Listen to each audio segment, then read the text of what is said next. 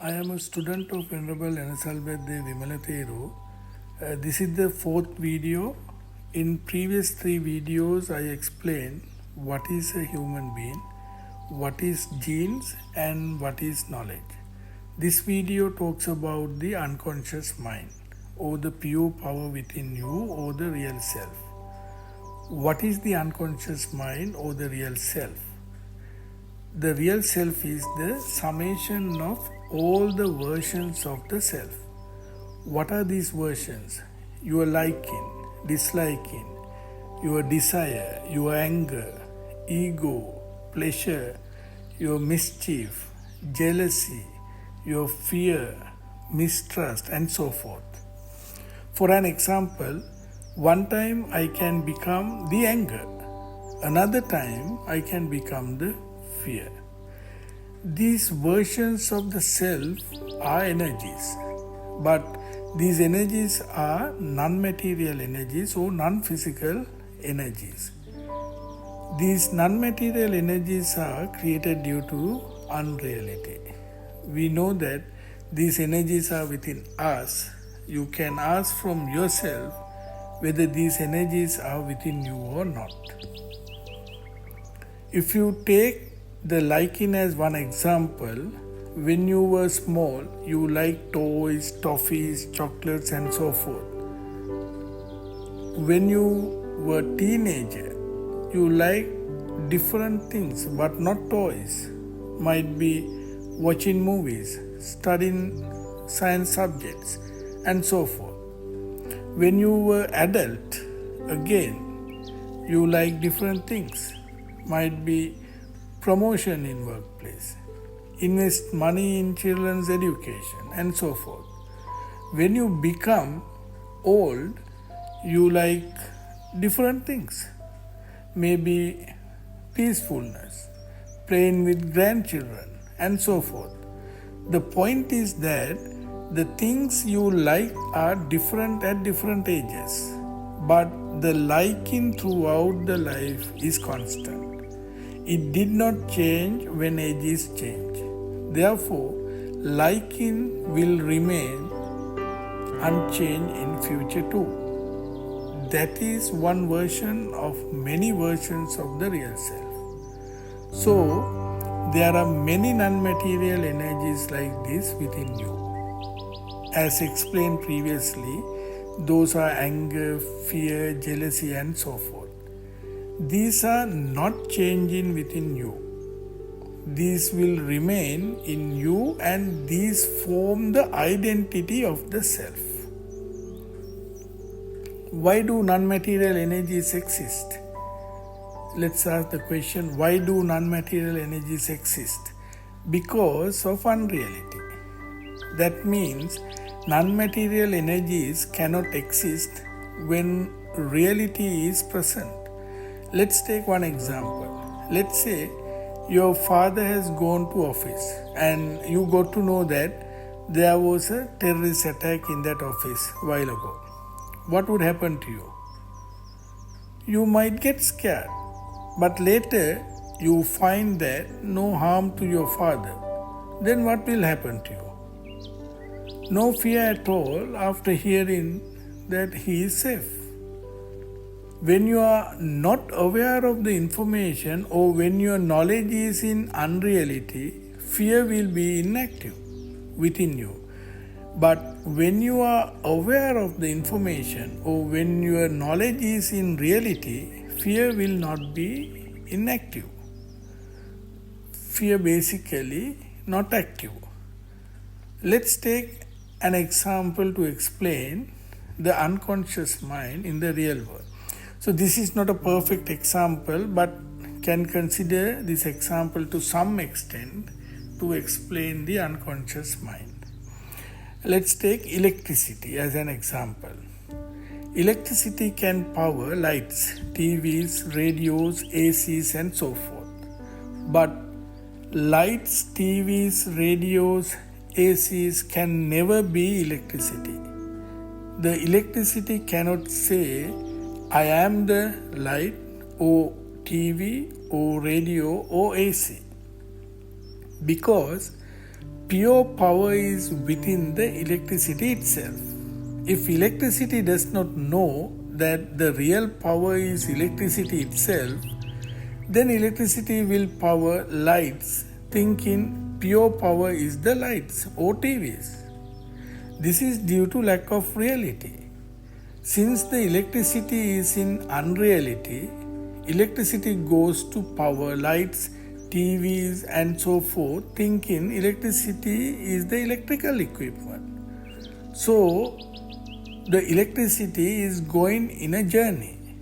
In this example, our non-material energies are equal to electrical equipment, and pure power energy within you is equal to electricity. If pure power does not know the reality, then it powers the all non-material energies like fear, jealousy and so forth.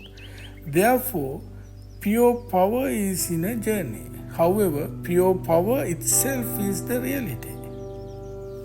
When you inculcate unreality in the knowledge, then automatically non-material energies will be strengthened in the knowledge.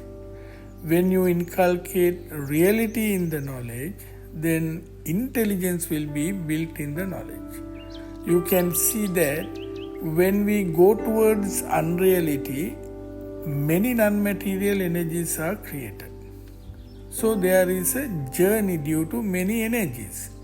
However, when you go towards reality, what will happen? Only intelligence is created. So there is no journey because there is one energy. The unconscious mind uses knowledge as food. Therefore, the shape of the unconscious mind is decided by the quality of the knowledge. Same way, quality of the knowledge is decided by the shape of the unconscious mind too. Therefore, knowledge and the unconscious mind interact each other. I would like to take another example to explain a human being. A human being is equal to a running vehicle. A vehicle which is on is equal to a live body of a human being. Steering wheel of the vehicle is equal to knowledge attached to the brain of the human being. Driver is equal to unconscious mind. Driver uses steering wheel to drive the vehicle. Same way, unconscious mind uses knowledge to drive the live body of the human being. When vehicle is broken, then driver can go to another new vehicle which is on and continue driving. Same way, when the body is died, then the unconscious mind can find another new knowledge attached to the brain of a human being. So let's now discuss on how to detect the unconscious mind. You cannot sense the unconscious mind using 5 sensory organs. That is your eyes, ears, nose, tongue and body itself. You need to develop intelligence and kindness in the knowledge. How to build the intelligence? You need to develop your knowledge into reality to build the intelligence. So now, how to build the reality? You need to analyze yourself first and see the reality of your behaviors. Secondly, get information from a teacher who has already realized the pure power of the real self and analyze those information and see the reality. So please see my third video which talks about the knowledge for more details. While you are developing intelligence in knowledge, you need to care about others. because we have been inculcating selfishness throughout our lives. So once you are in a position to detect your unconscious mind, you have to accept your real self. It may be any kind of non-material energies. It may be ego, fear, anger, and so forth, because these are your real versions. The knowledge finally be in full intelligence with kindness. After detecting the unconscious mind, your unconscious mind can gradually be brought into reality. Because as I mentioned previously, there is an interaction between intelligence and unconscious mind. Finally, pure power is in reality, or pure power itself is the reality. Once you realize your real self, that is the ultimate reality, because you do not power non-material energies anymore. In other words, you are not going in a journey with non-material energies. Now, three energies of the human being are running dependently. If we can segregate functions of each energy, then clarity is there for each energy. Currently, this clarity is not there. So, they are running together as one energy. This is the difficult task in the life, how to segregate. So, because you need to segregate yourself into three energies, a lot of analysis and guidance from the teacher are required. When I say teacher, it is important. Teacher means that he or she has already segregated the three energies of him or herself. So in other words, he or she should realize the pure power of the real self. So the pure power itself is the ultimate reality. That's all I want to talk about unconscious mind in this video. If you have comments, please include those in comment section. We'll provide feedback in consultation with my teacher. Thank you.